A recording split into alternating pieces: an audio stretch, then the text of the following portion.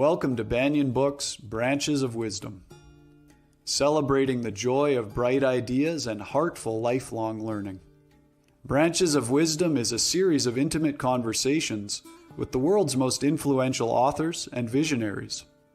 We explore spirituality and the human mind, ecology and culture. Most episodes are recorded with a live audience. You can join our live events and submit questions to your favorite guests. Check out our upcoming schedule at banyan.com. Since 1970, Banyan Books has been a rich oasis at the crossroads of wisdom and philosophy, offering resources for humanity's evolving paths. We're a locally owned, independent bookstore in the heart of Vancouver's Kitsilano neighborhood. Visit us in person or shop online at banyan.com. Please subscribe, follow, like, and leave your reviews for the podcast. And now, enjoy.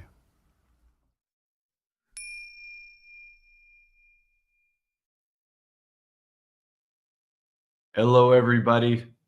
Welcome to Branches of Wisdom, the Banyan Books live event series and podcast. I'm your host, Ross McKeechee, and we have a really amazing guest today, Amy Tan. Before we get to her formal introduction, letting you know that most of Banyan's podcasts and event series are free, and we welcome your donations to keep these programs accessible for all. So go ahead and just click on the PayPal link in the show description below. Also, towards the end of our conversation today, we'll take questions from our live audience for Amy Tan. So go ahead and start typing those into the comments field throughout our conversation. And hopefully your question will be read out to Amy. Amy Tan is the best-selling author of several novels, including The Joy Luck Club and The Valley of Amazement, as well as 2 memoirs, The Opposite of Fate and Where the Past Begins. The Joy Luck Club, as most people probably know, spent over 40 weeks on the New York Times bestseller list and was adapted into a critically acclaimed film for which she served as co-producer and co-screenwriter. She's also the librettist for the opera The Bone Setter's Daughter, which is based on her novel. Her works have earned numerous accolades and have been translated into more than 35 languages.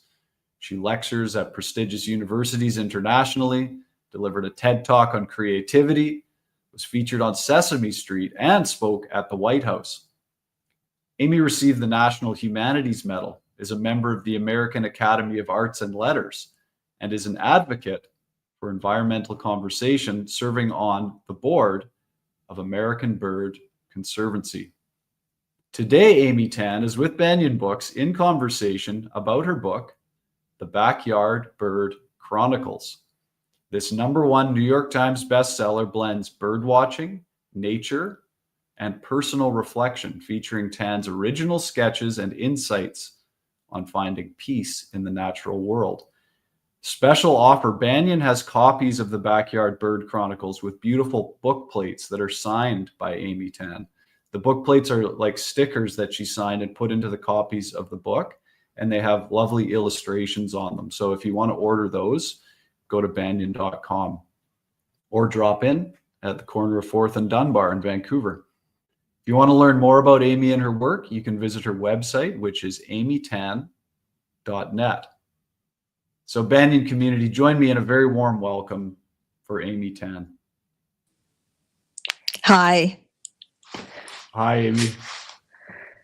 So good to have you here. Thanks for joining us. Good to be here. You know, I have to mention Vancouver is where I fell in love with my husband. And No we way. also then honeymooned in Vancouver. Yeah. At a Really? hotel that turned out to be one that you rent by the hour and comes with free adult movies. We didn't know that. We didn't plan at all where we were going to stay. It was really wonderful to go back to Vancouver and do an anniversary one year and stay at whatever your best hotel is there, and go to Whistler and stay at the Four Seasons to make up for sleeping in the back of a van without carpeting when we got to Whistler. Yeah, it was a very bare bones honeymoon. Wow. Beautiful. That's so cool. So I have Very nice. fondness for Vancouver. Yeah, yeah. Well, you're just a little bit south of us on the West Coast in California, aren't you? Yeah. Yeah. A little south. Yeah. Now, I'm curious because you've always, from what I've read about you, you've always been a big outdoor and nature person. And knowing you went up to Whistler and spent time affirms that. But this connection with birds that you focus on in the Backyard Bird Chronicles hasn't been a lifelong one for you, has it? No, not at all. Mm-mm. I'm wondering, something happened in 2016 for you, and that eventually led to you creating this book. Can you talk about what was happening for you in 2016? Yeah. Well, without mentioning the exact event, because I think most people know what it is, I was very distressed by the change in the tone of our country, especially in regard to racism. It was so Mm. openly expressed as though it was perfectly okay. And it was distressing. I had always received some negative comments, but not to the degree that it was more than just go back to where you came from, which would be Oakland. It was, in public, I would be ghosted. Um, Everybody else would get service, and it was like I didn't exist. And that kind of thing, it was so distressing to me. I was in such despair. I didn't know what to do. The world had turned very ugly. And so I needed an antidote. I needed a way to go back into the world again. And that decision was to go back into nature where I'd always found calm, and to also learn to draw, because that was something I'd always wanted to do when I was a kid. And when I knew that couldn't be my career, I told myself over the years, when I retire, I will learn to draw. And I will never retire from writing, but I was at that age when I could have retired. And that's how it began. Yeah, and you touch on in the opening of the book your experiences as a child in nature, and that was quite beautiful to read. And so this was like a reinvigoration of that kind of awe and wonder that you had as a kid. I think what changed over the years, I used to play in the creek, and I'd be down on my hands and knees, and I'd be looking at creatures in the dirt or in the little puddles, the frogs, the tadpoles, the salamanders, the lizards and snakes. And they were just right there. I could grab them, which I shouldn't do. I wouldn't do these days, but I would hold on to these creatures. But I never really looked up at the sky. I never really noticed birds. And as I became an adult, what also changed is I became a destination oriented outdoors person. If I went hiking, it was to reach a certain spot that we knew to be 2.5 hours away. You get there, you have your snack, take your photo, and you head back. And I was not really looking to the side, stopping, examining things the way that I did as a child. And it wasn't until I decided to go back into nature, this time with a mentor in nature journaling, that I learned the whole purpose of being there is to stop and look and stare at things and ask questions. It was not the destination. And that was a huge difference in how I was outdoors. Yeah. And that mentor that you mentioned, that was John Muir Laws, correct? Yes. I actually had two mentors. So Jack, as we call him, is an artist, educator, author, conservationist, and he was the one who held these classes once a month and the field trips. And I went on those, and I learned to draw through his techniques. He's an amazing person too, who gets you into the mindset and lets you know that the purpose of being out there is to have intentional curiosity. When you learn to draw, you have to feel what you're drawing. You have to understand what these different parts of the animal are for. So you are really trying to live very intensely in nature, very different from simply learning techniques to draw. The other mentor I had was a girl who I saw on one of these field trips. She was 13, and I heard her asking questions all the time. And in the beginning, I thought you should be quiet in nature. You should, yeah, whatever. She was just, why is the sky blue kind of kid. She had asked more interesting questions than that. But I thought, stay away from this girl. She's going to be trouble. She's noisy. She had a journal book that was filled with question marks and all kinds of scribble. It was going all over the pages in a disorganized way. And I just thought she was, not to be near. And it wasn't until later I discovered she epitomized the essence of what nature journaling is. And after that, I would stalk her. We'd go on these field trips and I would sidle up next to her and see what she was doing, kind of like a kid cheating on a math quiz, like, whoa, what's the answer? And she, to this day, is a friend. She's now 21 or something, and she's in college, and we see each other still. We're going on vacation together. So she and her mother are very much still in my life, and it's fun. We get to ask the questions today at talking about nestlings and how many nestlings they had seen. So it's an ongoing relationship. She is what you have to do when you are doing nature journaling, whether you're nature journaling frogs and snakes or birds, is to be like the beginner, to be like a child. And don't make assumptions that you think you already know what you're looking at. You don't, because you've never looked at it in the way that you can look at it in nature journaling. And that is to look at every single detail and wonder about why those things are there and what they do, and over seasons and time. Everything in terms of the entire environment. What is their role there? Then what is your role as somebody who is in nature with these creatures, or these plants, the environment? It brings to mind all of these, your relationship with nature and your responsibility. And it gave me purpose in life that I'm so glad to have now, considering what's happening, at least in our country, where environmental protections are being stripped.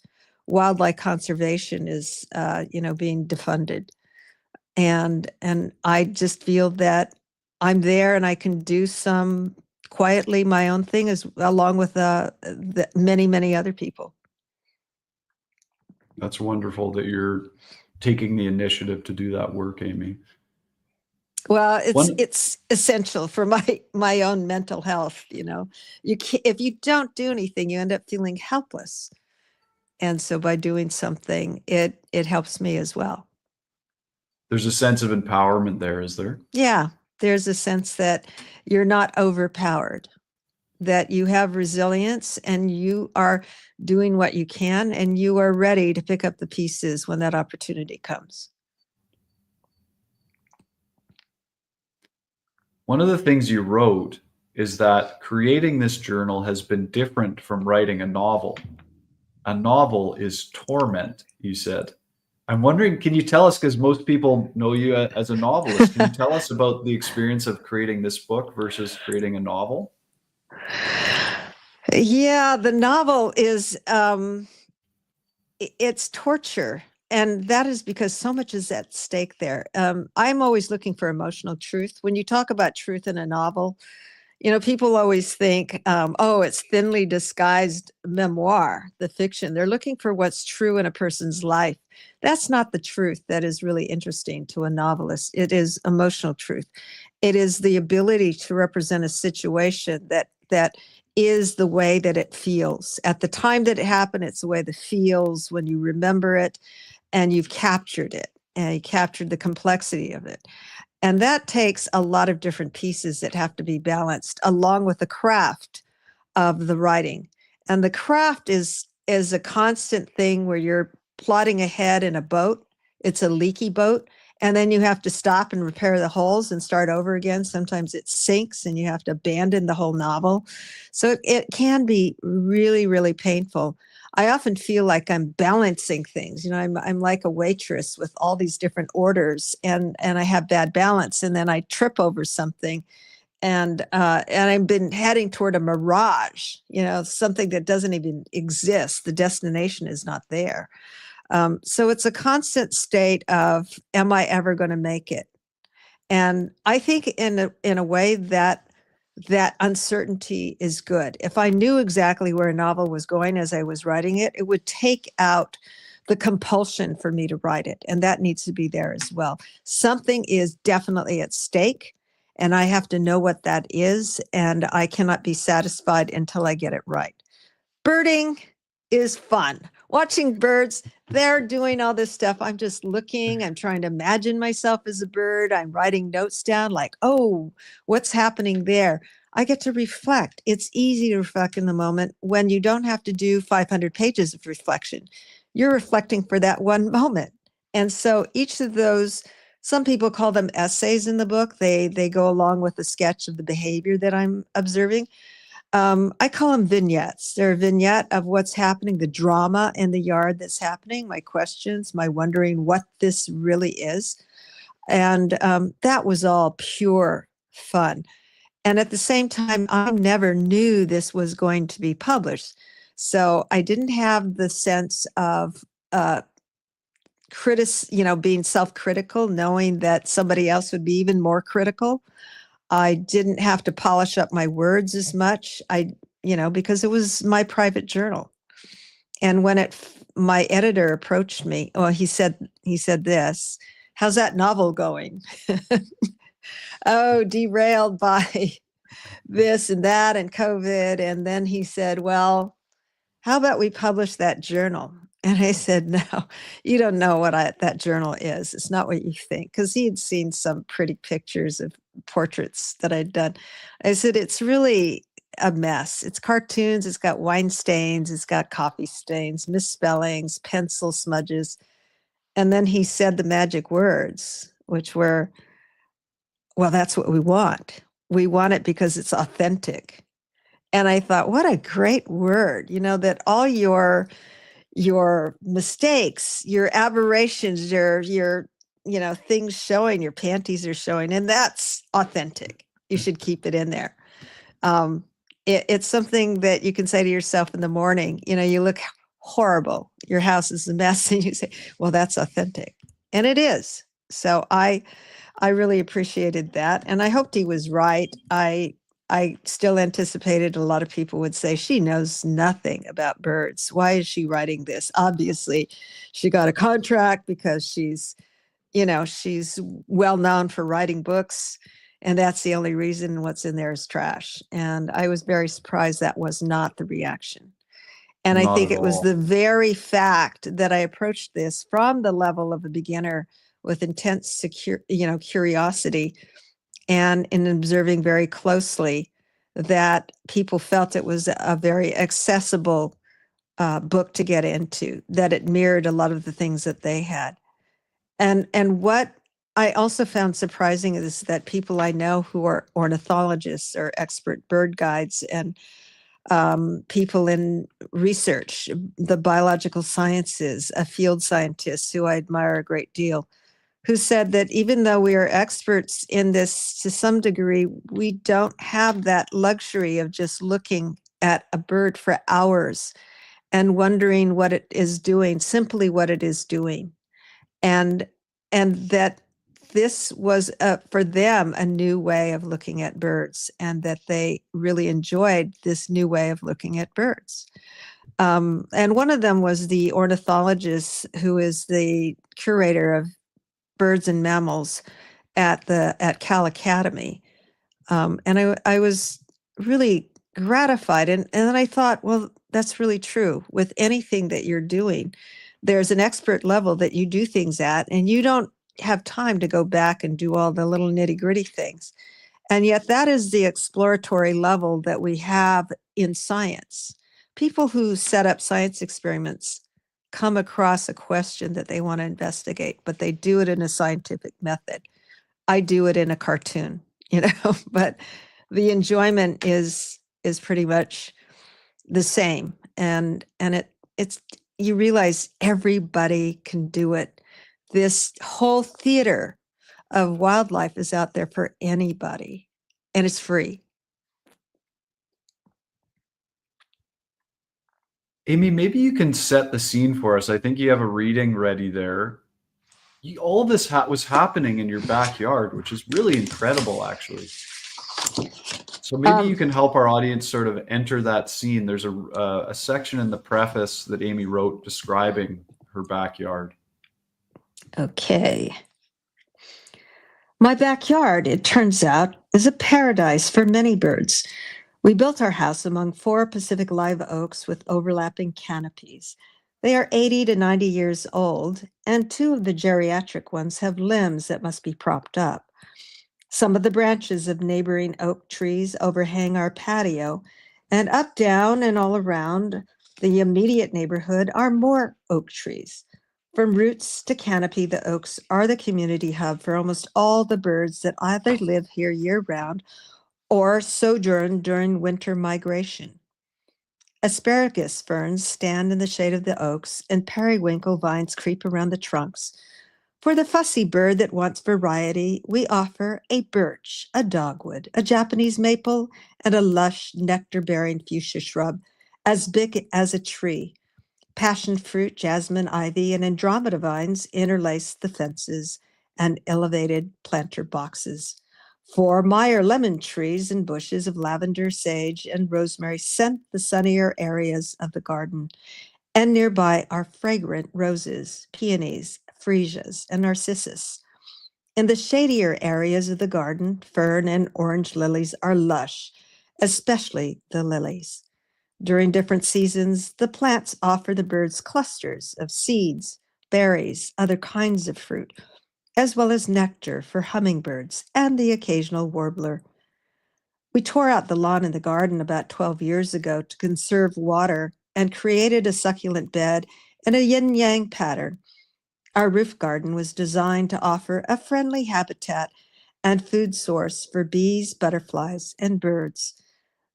Several types of flowering succulents bloom, white, yellow, or pink flowers at different times of the year. I like to imagine birds using our colorful roof as the flyway sign to their fall migration getaway. Thanks to the birds, invasive plants always take root on the roof. Oxalis, burr clover, Santa Margarita daisies, and coyote brush among them. Their seeds delivered by wind and in bird poop.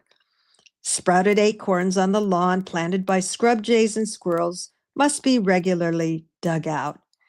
If I were selling this house to a bird, I would point out that water runoff from the green roof flows down rain chains with jingling bell cups on which a little bird and its growing family can perch while drinking and enjoying a view of San Francisco Bay.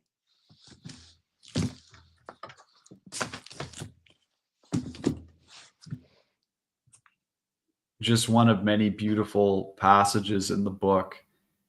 And maybe we can get Jacob in the background there to just show us some of the images from the book, because there's 2 kinds of drawings in the book, isn't there, Amy? There's the sketches where you're getting the bird behavior, and many of them are almost like a comic strip where you're giving reflections or the words that you think the birds might be saying. Yes, they are definitely very cartoon-like in quality and exactly. Yeah, and then there's these ones that are up now that are like formal portraits, and these are very detailed and incredible. Those were done with a different spirit. I wanted to do what Jack Laws, my teacher, had said, which is when you look at a bird, be the bird. Or actually, he said, feel the bird, feel the life force of the bird. Being a novelist, I just took that a little bit further. Feel the bird means be the bird, be the character. And so I would do a meditation as I drew each of these birds feather by feather, little flick by flick. And I would imagine this bird being, I was the bird. I was feeling this. I was breathing. I was in this temperature. I was looking there. I was hungry. I needed to fly. I just landed. I needed to bathe. All of those different activities that birds were involved with, I would imagine as I was drawing the bird. And it was really then a meditation on the life of the bird. I wanted to think about the sanctity of life, in part because of things that were happening in the country. And this gave me a great deal of comfort and peace that I could be in community, not just with birds, but other people who love nature. And that this is really important for those who are, when we're in a difficult time, that you need to find community who love the same things as opposed to simply hating the same things. Loving the same things is very hard to think about when you're completely in distress. But once people are able to break away from thinking constantly about what is causing them so much unhappiness, I think that they find that very quickly then they can get that hit of happiness, just hits throughout the day that are important to keep them from getting depressed and helplessly depressed. Yeah, that's quite powerful. One of the things that really comes through in the book is, and I can see it now when you're speaking, is it's this empathy you have. And in the context of the book, it's towards these birds and their inner life. Your first entry was quite striking on September 16th, 2017. It's the first entry you put in the book. And you talk about your first experience with a hummingbird coming and landing in your hand feeder. And at the end of that passage, you say, "We have a relationship. I am in love." So beautiful. Can you tell us about that? I've been watching birds for quite a while, and there are other entries that I wrote before that one. It's just that when we were putting the book together, I had to choose a selection out of 10 journals. I had to choose just a small number of them. With the hummingbird, I'd been looking at them, and of course they're fascinating. They're little buzzy helicopters, smallest bird in the yard. And I read, or I saw on YouTube, I think it was, that somebody had these feeders and they would hold them in their hands and you could actually lure hummingbirds. And I thought, wow, that's neat. I got to do that. And then I thought, oh, it's a scam. It'd probably take years before you could do that. Like people say, buy this, you'll sound like a bird. And I just thought, well, it's only $1 or $2. I can afford to do that. So I got it, put some honey, some sugar water, nectar in there, put it on the rail, and almost immediately the hummingbird came to look at this, because everything red that has nectar in it belongs to the hummingbird and it has to claim it right away. And so I left it there and it went many times. The next day I put it on a table, it came, and then I put it in my hand. I thought it should just get used to seeing I have it. It came right away to my hand and it started feeding, and I'm looking at this bird. Imagine this tiny creature. You can see all the feathers on the back of the head. You can feel these tiny little feet. They're kind of scratchy, and it's dipping its bill. It has a very long tongue and it laps, grabs hold of a bunch of the nectar and draws it back in. And I couldn't help but say something. And Jack Laws also taught us that we should say aloud what we're seeing, because that way we'll remember it. So all I'm saying is, you are so beautiful. Look at those feathers. They're in a pattern. They're smaller to larger. Oh my God, you're so beautiful. And in that voice, I discovered that birds are not frightened by that voice. They are frightened by sudden movement. But if you're very soft and they've heard you and are familiar that you're in the yard, it didn't fly away. It just looked up and it went back to feeding. I was in love. Now, when I say relationship, that doesn't mean we were friends. Certainly not on the hummingbird's part. The relationship meant the bird acknowledged I was part of that patio and I wasn't going away, but I was about as interesting and as harmless as the patio furniture.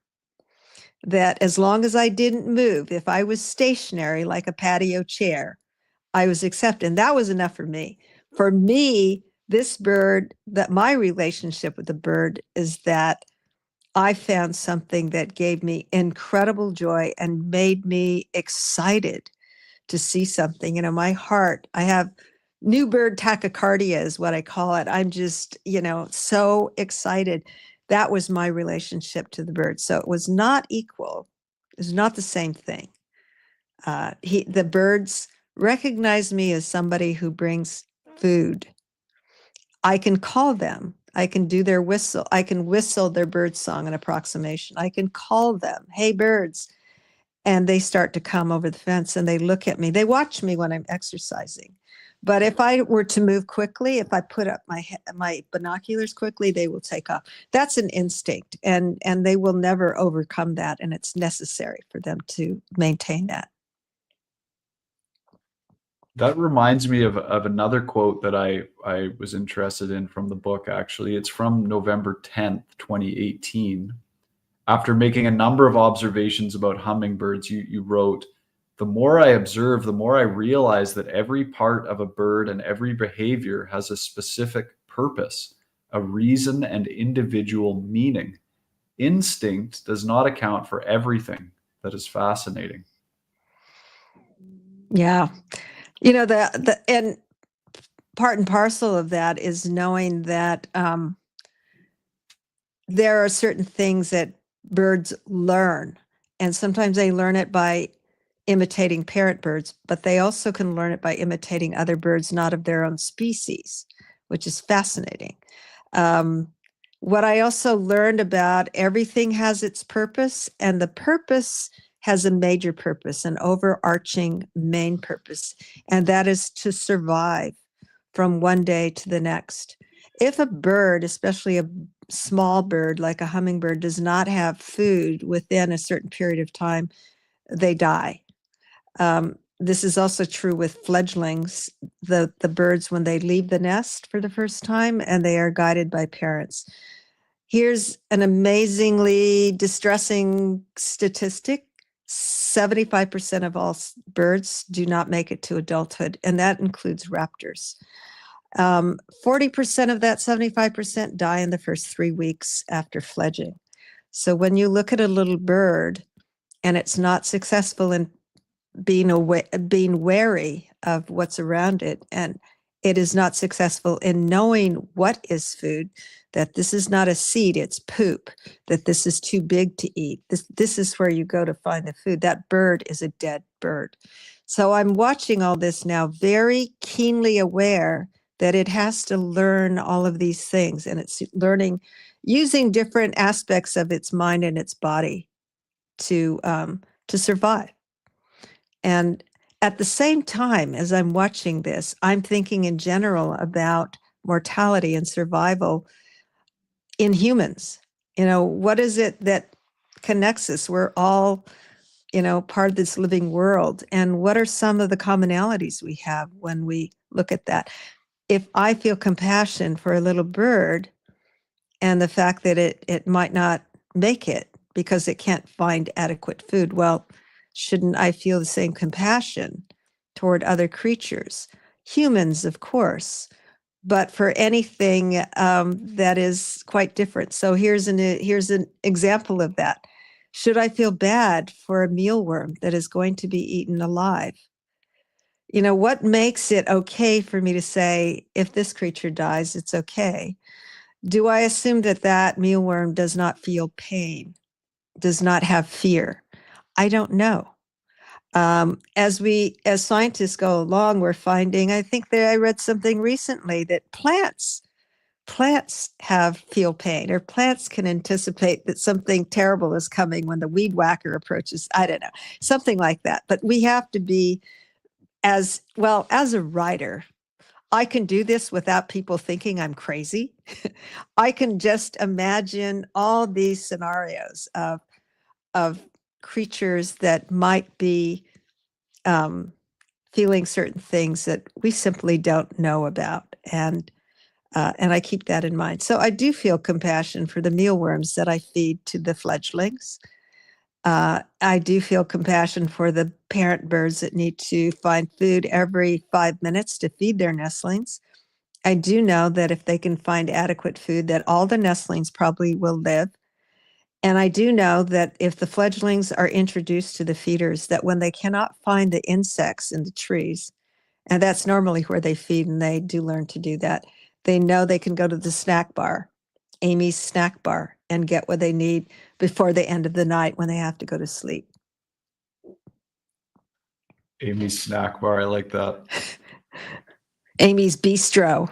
We upgraded last year. It's the hottest spot in the neighborhood, I bet. Yeah. Well, it is an artificial situation, I will say, because birds of different species don't normally feed together. They'll be in different parts of the trees, but they're not always sitting right next to each other. Finches might, but you wouldn't have a finch and a golden crowned sparrow sitting next to each other. But in a feeder, they will be together, and then you'll see pretty interesting territorial disputes. But on the other hand, I do have to emphasize my entire yard is a banquet for birds, and I see them out there. They have a lot of blooming flowers for nectar feeders for hummingbirds. But what happens when it rains is that these sources of food are limited. So flowers close off or become wilted. Insects go hide. They're underneath. They're not out in the open where they could drown. Moths are not out. And it's very hard for a bird to find food during that period. And that's why you see birds flocking to bird feeders and ravenously eating as if they'll never get food again. I noticed that they help predict for me when the rainstorm is coming. They can feel that barometric pressure, I think, falling or something, because they suddenly come, and then I know it's going to rain. It rains, they leave, and then I know it's going to stop raining because they immediately come back and eat ravenously as if they hadn't eaten in 2 years. One of the, or I should say, a couple of the characters in the book are the great horned owls. And on September 20th, 2022, and I'll just cue Jacob, he's going to cue up an image there. Yeah. You wrote, two great horned owls have been roosting in our yard for the last 2 months, enabling me to observe them 8 hours a day and make a series of startling and important scientific discoveries. And then this image is what's on the next page. The great horned owls, actually, one of them stayed with us for almost, from July until April the following year. And that was the young one. It was a mother and her son, and the mother was teaching the son how to hunt and survive and whatever else it had to do. And the mother left, as was predicted, in October. She had finished training him, and then he stayed in the tree until April. There were huge rains, and he eventually left. He came back when he found a girlfriend and when he was sexually mature. He came back, and he came back again on Thanksgiving, and he brought his girlfriend again. But they have to, I shouldn't use these terms. I should use the female, the mate. He brought his mate, and they were doing courtship, and I knew that they wouldn't stay there because great horned owls do not make nests. They take over a nest that exists, either that of a crow or a squirrel or a hawk. And we didn't have any of those in our trees, so I knew they wouldn't stay. And you were asking about that cartoon. So one day, the cartoon showing the range of emotions. I'm looking at Junior now. I've been watching him. Sometimes he is so close. He's like, I look out my dining room table, and he and Mom are just looking down, or they're sleeping most of the time. But I thought, they are so close. I don't even need binoculars to see them. And I was so afraid they were going to take my little 4-pound dog. But I realized that all they do during the day is sleep and preen every now and then. There was a squirrel that didn't notice them. They blend in so well to the tree, and it was a very hot day, and it did what's called splooting, which all its limbs were extended out, its stomach on the trunk, and it happened to do it right in front of these two huge owls. And I thought, oh, that squirrel is toast, like, oh. And the mother owl looked at it and went, they do this head circling movement when they're going to go hunting. And then she closed her eyes and went back to sleep. And then I decided, okay, if she did not eat that squirrel, which was on basically the equivalent of a plate in front of her, she's not going to go down and try and wrangle a yapping 4-pound Yorkie. So that gave me great comfort. Because I was drawing the owls on a regular basis, because they were there every single day for 8 hours or 10 hours, I decided I needed to develop a way to do a gestalt of an owl. And I drew one and I thought, oh, that looks kind of weird and funny. That looks a little too cartoony.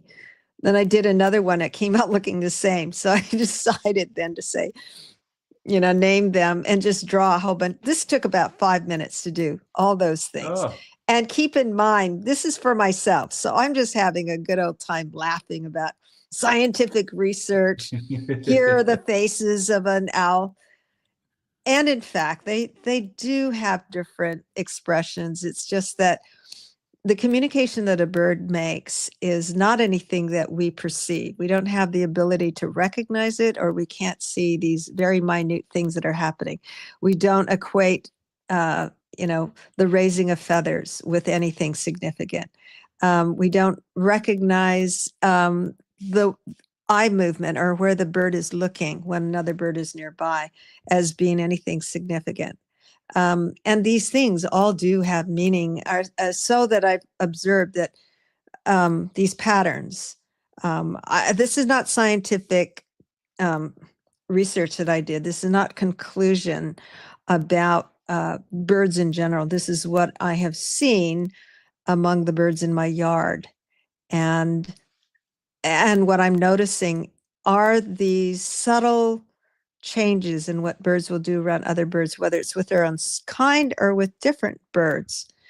And it's so interesting to me, because it's almost like the class system where you're a person, you go to a party, nobody wants to talk to you, or everybody wants to talk to you, or somebody avoids you looking away, or somebody is really important and you try going up there and they won't bother to look at you, or you can't look because they're going to beat you up if you do.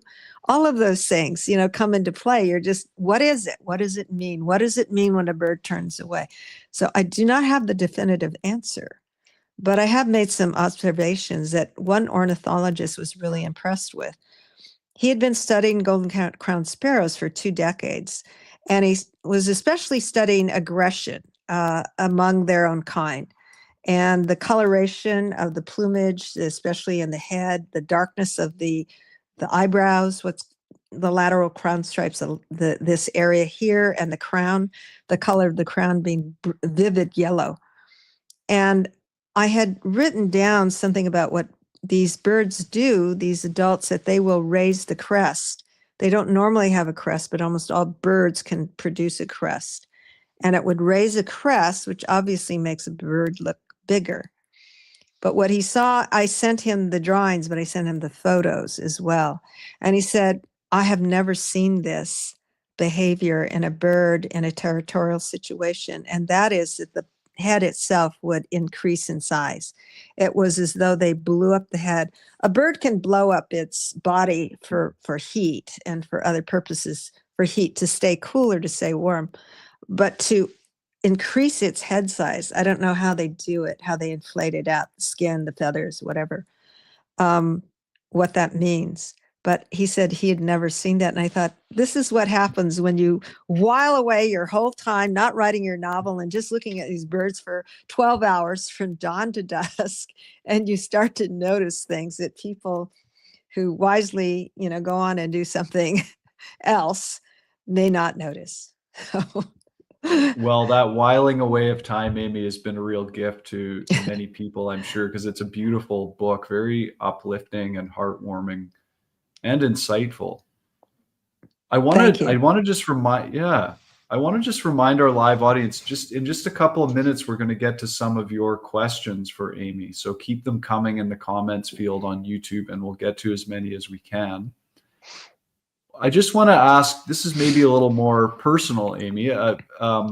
Like in your book, The Joy Luck Club, many of your novels explore that connection between mothers and daughters. And I know in your memoir, Where the Past Begins, you share quite intimately about your family history and the experiences that informed your writing. In this book, The Backyard Bird Chronicles, you mentioned that as a child, nature was, quote, a refuge from the overwhelming craziness of a mother who often threatened to kill herself. I'm really curious to know how your relationship with your mother or what about that relationship has informed or inspired your work overall?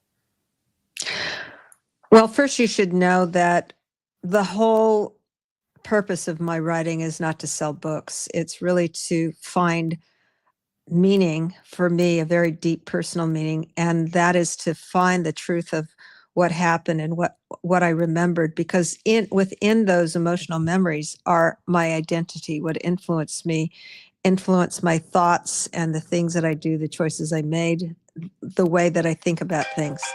And so I was um, into this idea that I would just write for myself, again, not expecting that I would ever get published, and simply writing to find the truth of anything.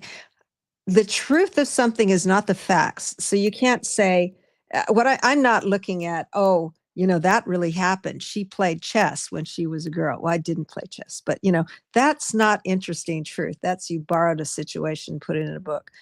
The truth is whether or not you are capable of capturing in some way. You have all the things, the complexity of what led up to that moment.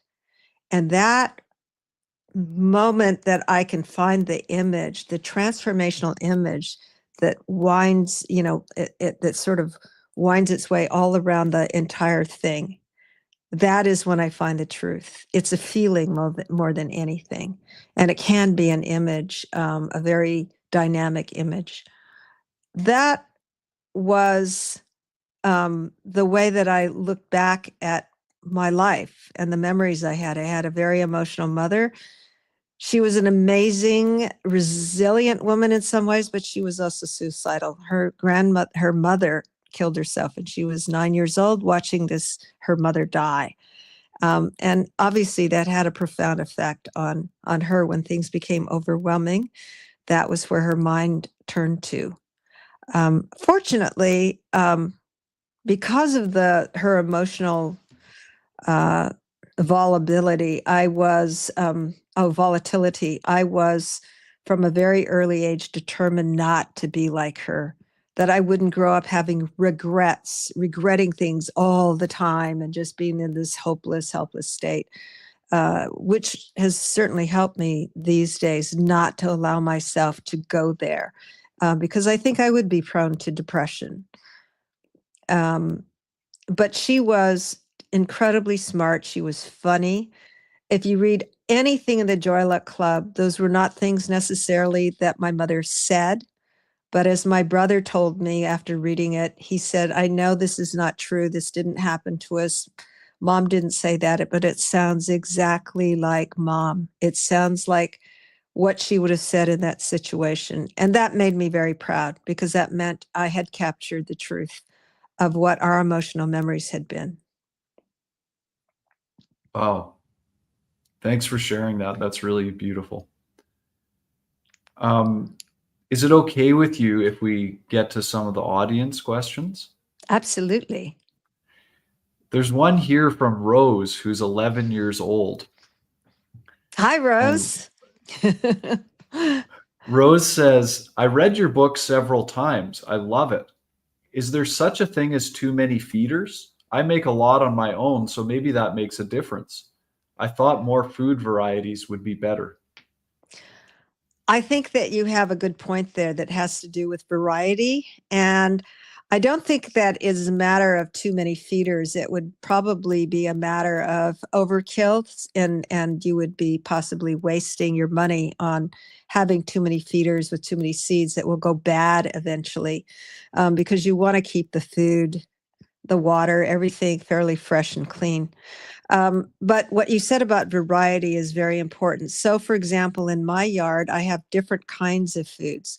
A lot of people will have seeds, a mix of seeds and peanuts and things.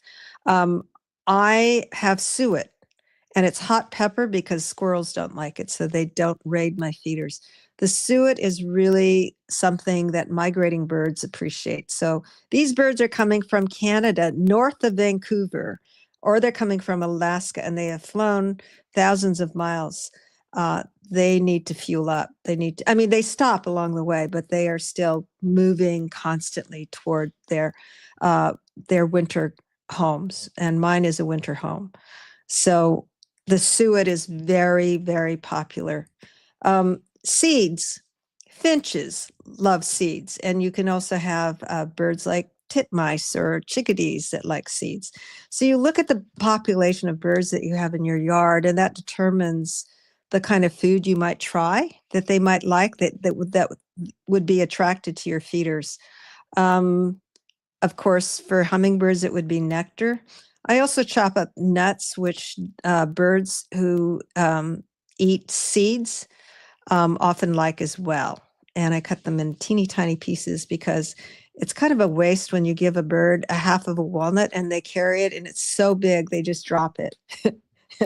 And some of the birds, they know food aplenty. I don't need to go down and search for that food I dropped. It's the 5-second rule. Forget it. I'm going to get a clean new piece. The other food I have, Niger for the finches. I don't really do that anymore. I started eliminating foods that were messy.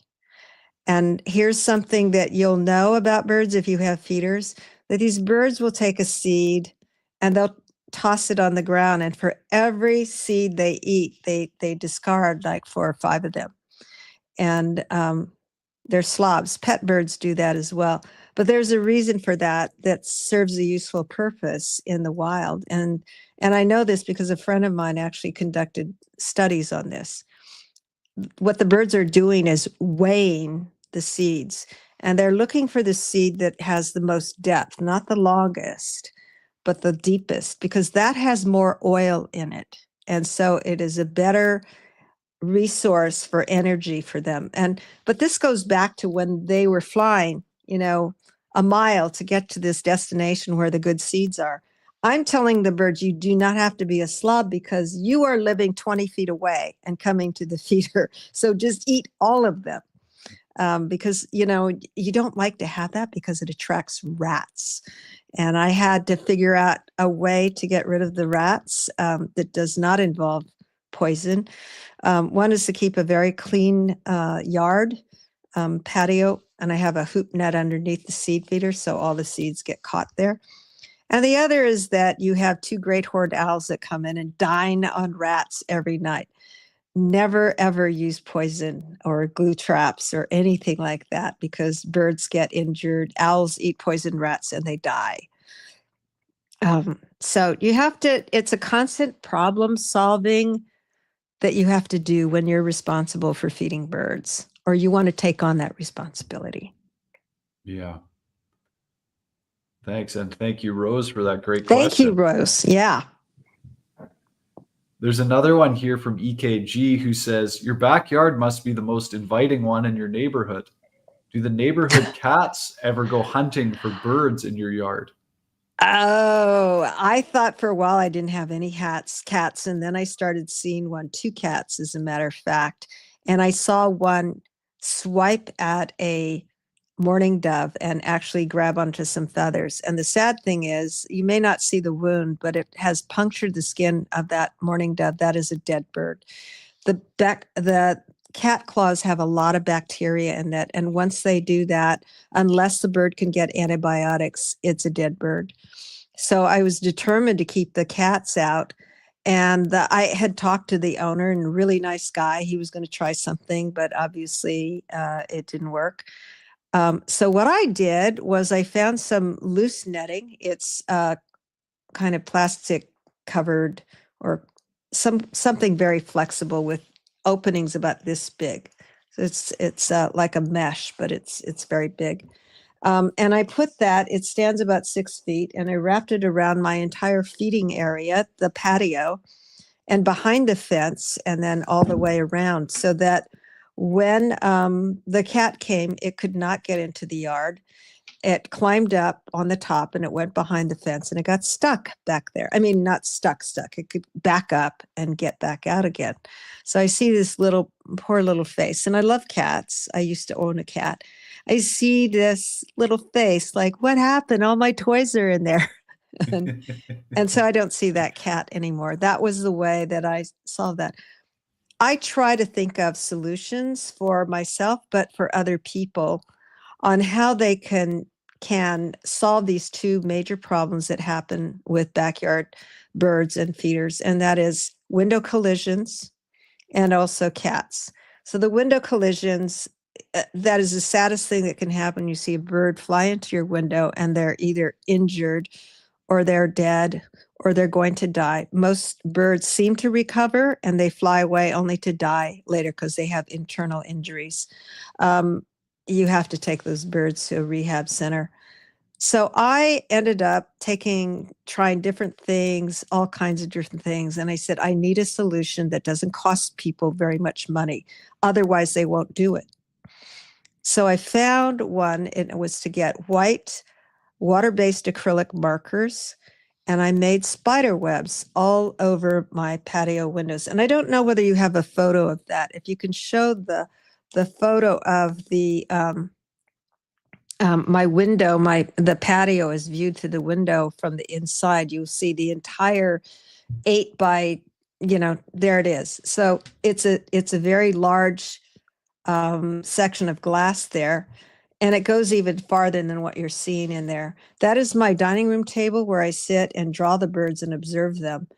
And if you look closely, you'll see these spider webs. They're interconnecting, and there's pretty much no more than 2 inches of space on that.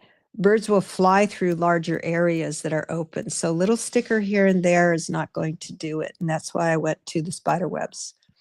It costs about $1 to make that. And I was able to do that with a number of windows with that $1 pen. And no bird collisions. That's really great to learn, because I know at my house we put little stickers, but there's so much space between them. Yeah, you'd have to cover it with so many stickers. And I started off with stickers and it seemed to help a little, but not really entirely. So I went to this solution, and you could either look at it and say, God, it looks like some person with a machine gun came in and shot up her windows. Or, she has a very strange sense of what is good art on her windows. The surprising part of this is my husband never complained about it. We have view windows of the bay and the mountains, and I defiled them with these spider webs in most of the house, and he never complained. So that was very nice of him. He never complained that I have 20,000 live mealworms in the fridge, except once. He said we didn't have enough room for the dog food in the fridge.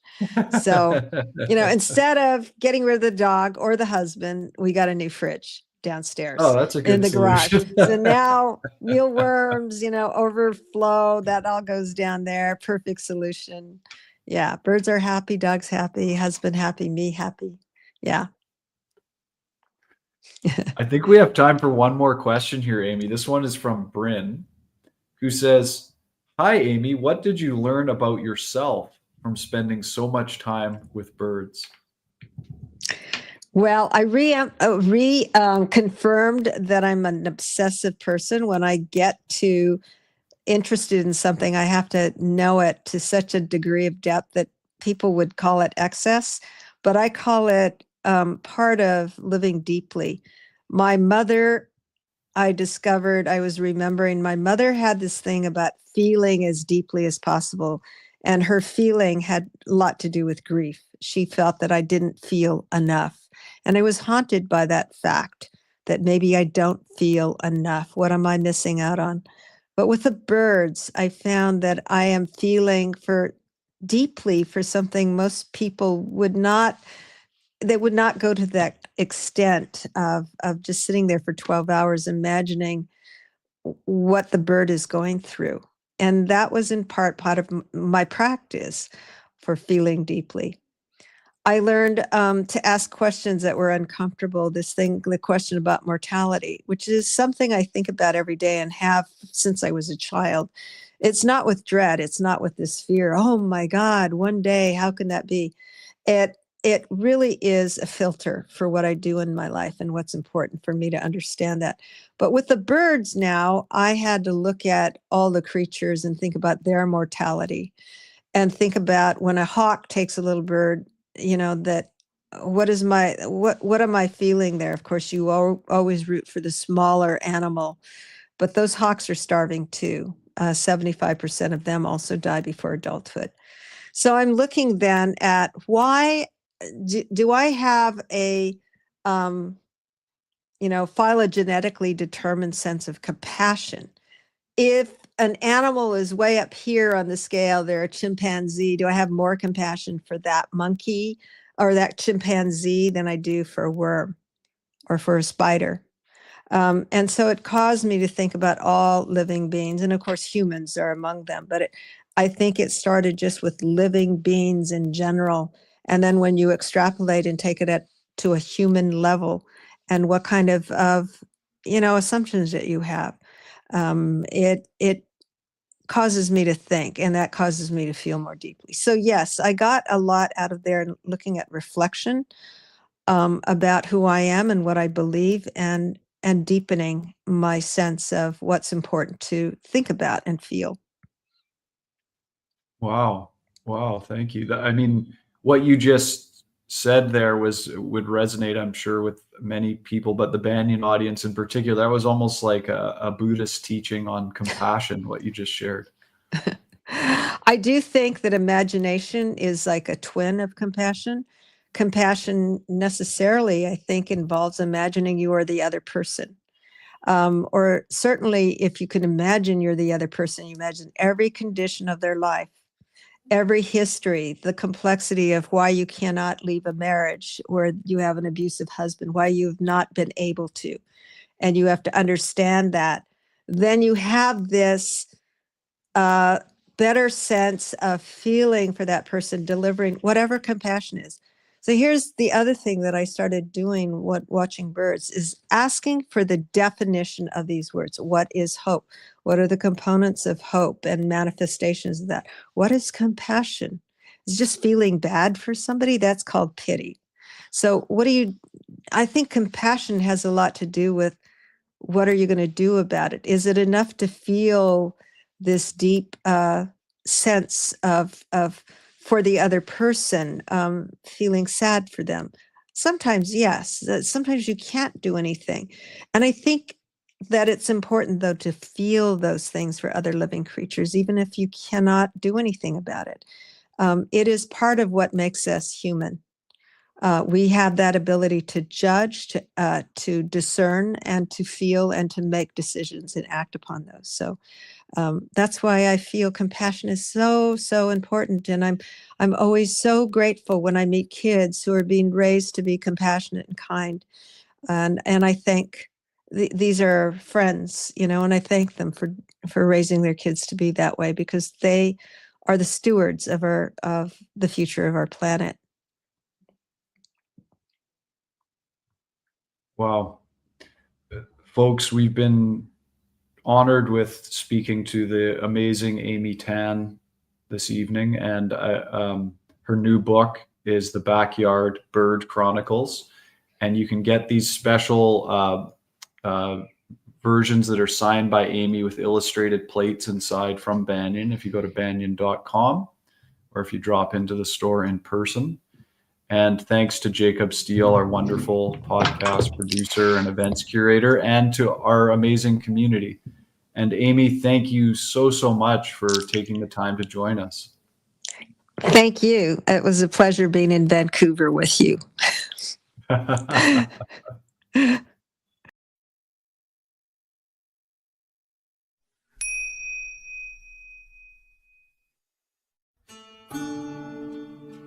Thanks for joining us for Branches of Wisdom, a podcast of Banyan Books and Sound, Canada's spiritual and healing resource since 1970. Our podcast producer is Jacob Steele, and I'm your host, Ross McKeechee.